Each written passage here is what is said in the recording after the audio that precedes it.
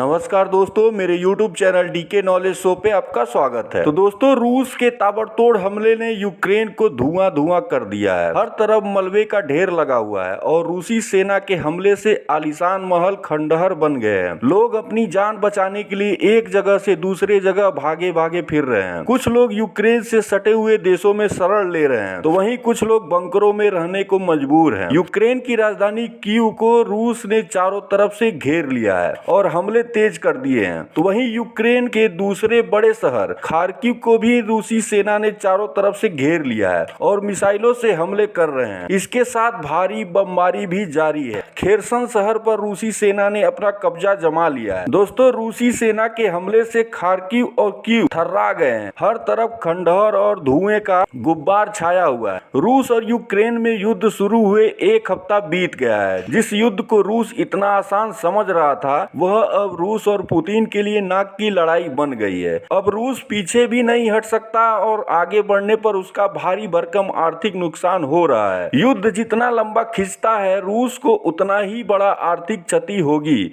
इसी को देखते हुए रूस ने हमले तेज कर दिए हैं। तो क्या अमेरिका और नाटो ने यूक्रेन को फंसा दिया है? क्योंकि सारी लड़ाई तो यूक्रेन को नाटो में शामिल करने को लेकर ही तो है, जिसका रूस विरोध कर रहा है और इस हद तक चला गया है कि यूक्रेन के लिए वह पूरे विश्व के देशों के साथ उलझ पड़ा है। लेकिन अमेरिका और नाटो के देश यूक्रेन को मदद तो भेज रहे हैं, लेकिन उसके साथ रूस के खिलाफ लड़ाई में यूक्रेन का साथ सैन्य तौर पर नहीं दे रहे।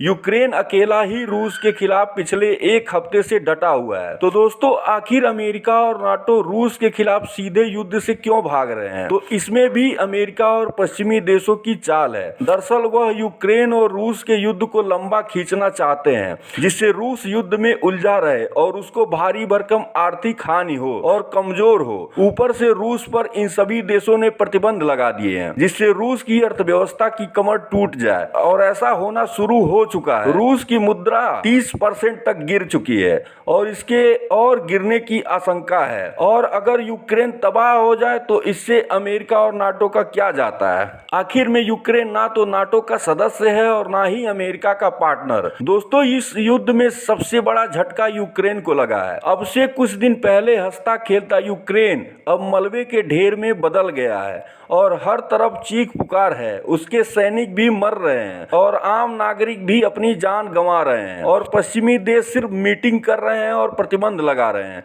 कोई भी देश सीधे रूस से भिड़ने से डर रहे हैं। इतने बड़े सैन्य गठबंधन वाले ये देश सिर्फ मतलब के यार हैं और यह बात जितनी जल्दी यूक्रेन और वहां के राष्ट्रपति जेलेंस्की समझ जाएं, यह उनके और पूरी आम जनता के लिए अच्छा होगा। क्योंकि अमेरिका युद्ध को भड़काना चाहता है, तो वहीं रूस सिर्फ अपनी सुरक्षा चाहता है और वह किसी के रोकने से नहीं रुकेगा। और अगर जरूरत पड़ी तो परमाणु युद्ध भी शुरू कर सकता है, जो पूरी मानव जात के लिए विध्वंसक होगा। और इसके जिम्मेदार रूस से ज्यादा अमेरिका और नाटो होंगे, क्योंकि उन्होंने रूस को इसके लिए विवश कर दिया है और प्रतिबंधों से रूस को जकड़ दिया है, जिससे अब रूस के सब्र का बांध टूट गया है, जिसका परिणाम पूरी दुनिया के सामने है। इस पर आपकी क्या राय है दोस्तों? कमेंट करें। साथ ही लेटेस्ट खबरों के लिए चैनल सब्सक्राइब करें। जय हिंद, वंदे मातरम।